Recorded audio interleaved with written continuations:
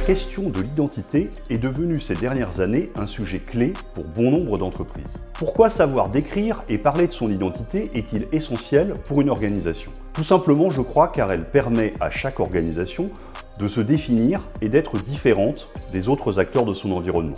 Parler de son identité, c'est aussi parler de la stratégie de son entreprise, de ses transformations, pour donner le cap, mobiliser les équipes, attirer de nouveaux talents. Les fondamentaux de l'identité renvoient d'abord à des questions dont les réponses sont évidentes dans la plupart des entreprises. Qui sont nos clients? Quel est notre métier? Quelles sont nos activités, nos savoir-faire? Au-delà de ces éléments, la mission de l'entreprise, sa raison d'être, son utilité sociétale, plus difficile à formaliser, sont autant de fondamentaux qui permettent de donner le cap et le sens du travail de chacun. Danone veut par exemple apporter la santé par l'alimentation au plus grand nombre. Tesla, accélérer la transition mondiale vers un schéma énergétique durable. C'est sur cette base que l'entreprise peut alors préciser son modèle économique et faire les choix stratégiques pour répondre à sa mission.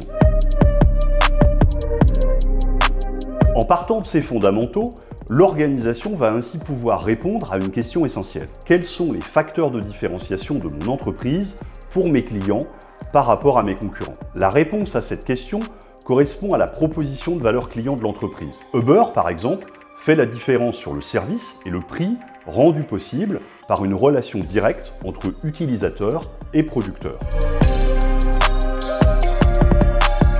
La deuxième question, essentielle pour l'entreprise, est celle de son Employee Value Proposition, ou proposition de valeur collaborateur en français. En quoi est-elle différente et surtout meilleure que ses concurrents pour générer leur engagement au quotidien? À ne pas confondre avec la marque employeur, la proposition de valeur collaborateur s'appuie à la fois sur la mission de l'entreprise, source d'engagement affectif, et sur des éléments plus concrets, source d'engagement rationnel. Decathlon, par exemple, est différenciant pour ses collaborateurs sur sa mission et sur le développement des compétences.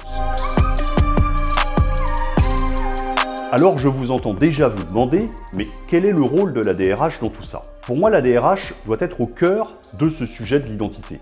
Tout simplement parce que l'identité répond à des enjeux humains. Orienter l'activité de chacun, donner du sens aux décisions, mobiliser les équipes. Le rôle du DRH est, je crois, d'autant plus nécessaire quand les éléments de cette identité ne sont pas formalisés. Dans tous les cas, si l'entreprise veut faire de son identité un vrai moteur pour attirer et engager les talents, développer son business, elle devra la construire en associant largement les collaborateurs à sa définition. Et là encore, la DRH a pour moi un rôle central pour articuler les fondamentaux de l'identité, souvent initiés par les dirigeants, et le contenu des propositions de valeur et des pratiques associées à travailler avec les collaborateurs.